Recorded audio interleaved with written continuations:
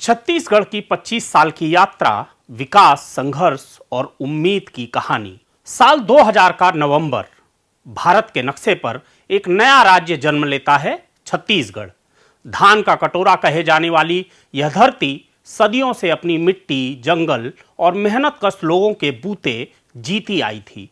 जब उसे स्वतंत्र राज्य का दर्जा मिला तो उसके पास प्रकृति के अनमोल उपहार थे। उपजाऊ मिट्टी, घने वन और बहती नदियां, और धरती के नीचे छिपी कोयले से लेकर लौह अयस्क तक की अपार संपदा। आज जब हम 2025 की ओर देखते हैं तो यह प्रदेश आत्मविश्वासी और आत्मनिर्भर होकर खड़ा है, लेकिन यह कहानी उतनी सीधी नहीं है जितनी आंकड़े बताते हैं। 25 साल की यह यात्रा चमकदार भी है और संघर्षों से भरी भी, उतनी ही परतदार जितनी छत्तीसगढ़ की मिट्टी है।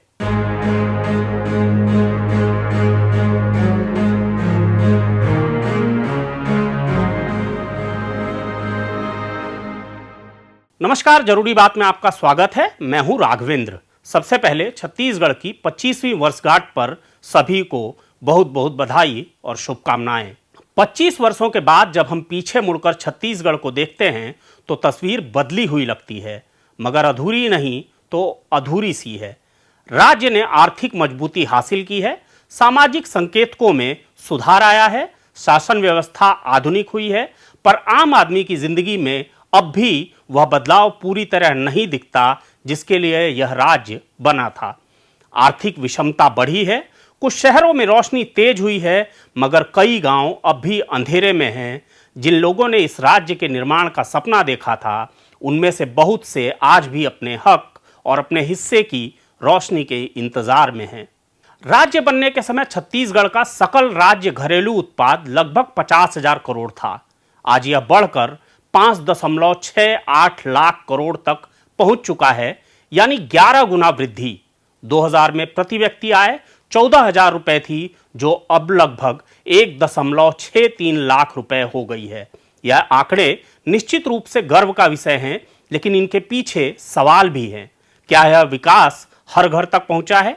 क्योंकि रायपुर, दुर्ग और बिलासपुर जैसे जिलों में जहां उद्योग और आय तेजी से बढ़े, वहीं बस्तर, कांकेर, नारायणपुर और सुकमा के लोग अब भी गरीबी और बेरोजगारी की दीवारों में कैद हैं।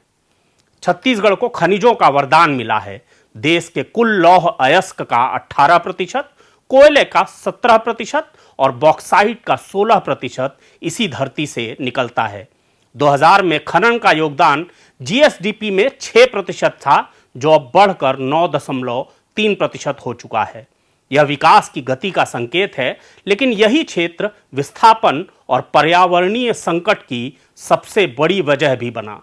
कोरबा, रायगढ़, सरगुजा और दंतेवाड़ा की खदानों ने उद्योगों को रोशनी दी, पर आसपास के गांवों की हवा, पानी और जीवन को धुंधला कर दिया। लाखों लोग अपने जंगलों और खेतों से उजड़ गए। कई जगहों पर खनन उस जमीन पर हुआ जहां वनाधिकार के दावे अधूरे थे। कानून और नियम किताबों में रह गए, जबकि औद्योगिक घरानों ने जल, जंगल और जमीन पर अपनी पकड़ मजबूत कर ली। धीरे धीरे वही पकड़ समाज और राजनीति तक पहुंच गई। यह सब विकास कहलाया, लेकिन जिनके घरों में यह विकास पहुंचना चाहिए था, वे अब भी हाशिए पर खड़े हैं। राज्य सरकार ने पिछले 5 वर्षों में 6.5 लाख करोड़ के औद्योगिक निवेश प्रस्तावों को मंजूरी दी है।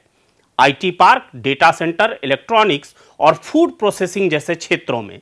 लेकिन जमीन पर इसका असर अभी सीमित है। उद्योग आ रहे हैं, पर रोजगार की रफ्तार उतनी नहीं है।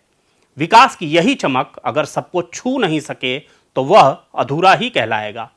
छत्तीसगढ़ की आत्मा उसकी खेती में बसती है। राज्य बनने के समय 54 लाख हेक्टेयर में खेती होती थी, जो अब बढ़कर लगभग 65 लाख हेक्टेयर तक पहुंच गई है।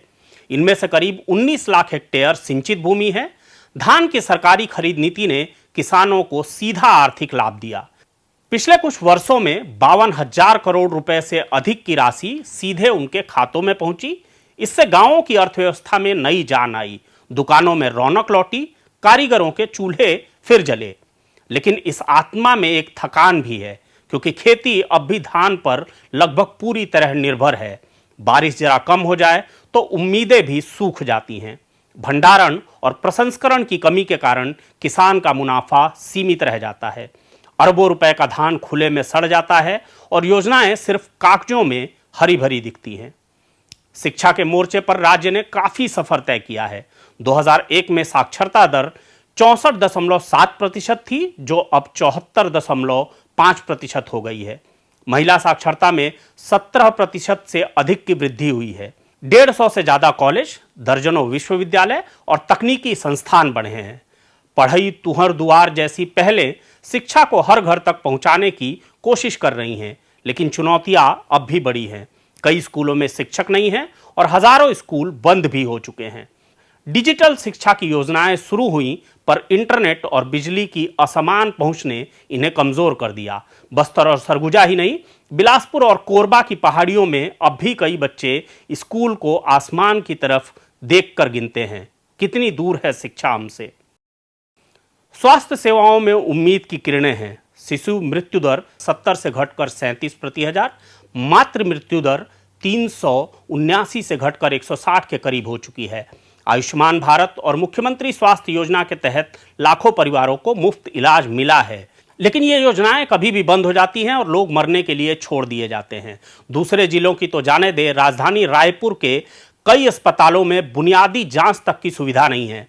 बस्तर और सरगुजा के इलाकों में दवाओं की कमी, डॉक्टरों की अनुपस्थिति आम है। राज्य ने मोबाइल हेल्थ यूनिट्स और प्राथमिक स्वास्थ्य केंद्रों का जाल बिछाने की कोशिश की है, लेकिन इन प्रयासों की पहुंच अब भी सीमित है। माँओं और बच्चों के स्वास्थ्य, पोषण और मानसिक स्वास्थ्य पर और गहराई से ध्यान देने की जरूरत है। आधारभूत ढांचा छत्तीसगढ़ की एक बड़ी सफलता है। 2000 में जहां सिर्फ 18,000 किलोमीटर सड़कें थी, आज 80 से 85,000 किलोमीटर तक का नेटवर्क है।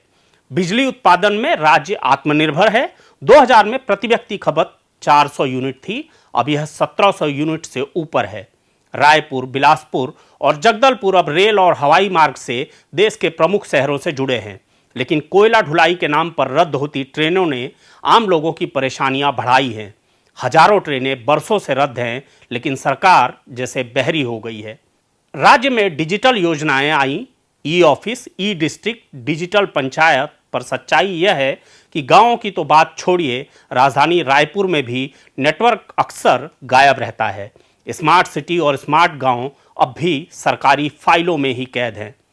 राज्य की वित्तीय स्थिति स्थिर जरूर है, पर खतरे साथ हैं। सन 2000 में बजट 16,000 करोड़ था, अब यह 1.65 लाख करोड़ से अधिक हो गया है। अप्रैल 2025 में रिकॉर्ड 4,135 करोड़ का जीएसटी संग्रह हुआ था। फिर भी राजकोषीय घाटा 3.8% और ऋण जीएसडीपी अनुपात 30% बना हुआ है। यह दिखाता है कि राज्य खर्च और आय के बीच संतुलन बनाने की जद्दोजहद में है। छत्तीसगढ़ की लगभग 30% आबादी आदिवासियों की है और आदिवासी समाज आज भी हाशिए पर है। यह सही है कि वनाधिकार कानून 2006 के तहत लाखों लोगों को भूमि पट्टे मिले हैं। महिलाओं के स्व सहायता समूहों ने बस्तर से सरगुजा तक आत्मनिर्भरता की नई कहानियां लिखी हैं, लेकिन बस्तर संभाग हो या सरगुजा संभाग, शिक्षा, स्वास्थ्य और रोजगार की सुविधाएं अब भी कमजोर हैं। पेशा जैसे कानून ठेंगे पर हैं। नक्सल हिंसा का दायरा घटा है, पर डर और अविश्वास अब भी जड़ों में है। शांति की प्रक्रिया अब भी नाजुक है और यह तभी टिकेगी जब बंदूक के साथ साथ शिक्षा और रोजगार की आवाज भी सुनाई दे। पर्यावरण की दृष्टि से छत्तीसगढ़ अब भी भारत का हरित हृदय है। 44% हिस्सा वनाच्छादित है और पिछले 25 वर्षों में 3 लाख हेक्टेयर से अधिक नया वनीकरण हुआ है, लेकिन जंगल अब सिर्फ आंकड़ों में है। जमीन पर उनका रंग धूमिल होता जा रहा है। खनन ने नदियों का पानी कम किया है, हवा को भारी बनाया है और शहरों के ग्रीन कवर के नाम पर जंगलों की कटाई को छिपाया गया है। कोरबा और रायगढ़ के औद्योगिक इलाकों में प्रदूषण का स्तर भयावह है, पर हम आंकड़ों को सुंदर बनाकर खुद को धोखा देते जा रहे हैं।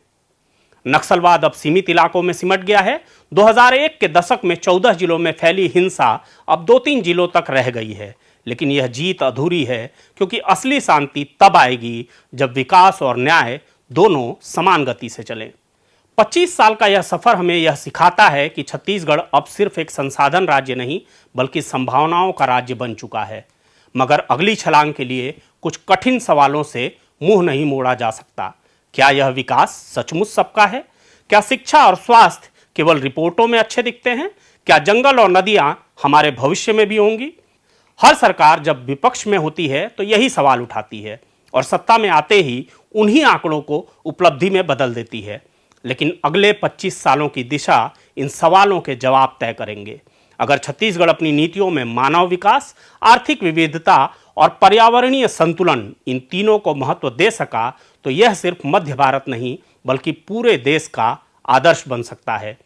छत्तीसगढ़ की 25वीं वर्षगांठ पर यही कामना है कि यह धरती जो मेहनत, सादगी और उम्मीद से बनी है, अगले 25 सालों में अपने हर नागरिक के चेहरे पर बराबर की रोशनी बिखेरे।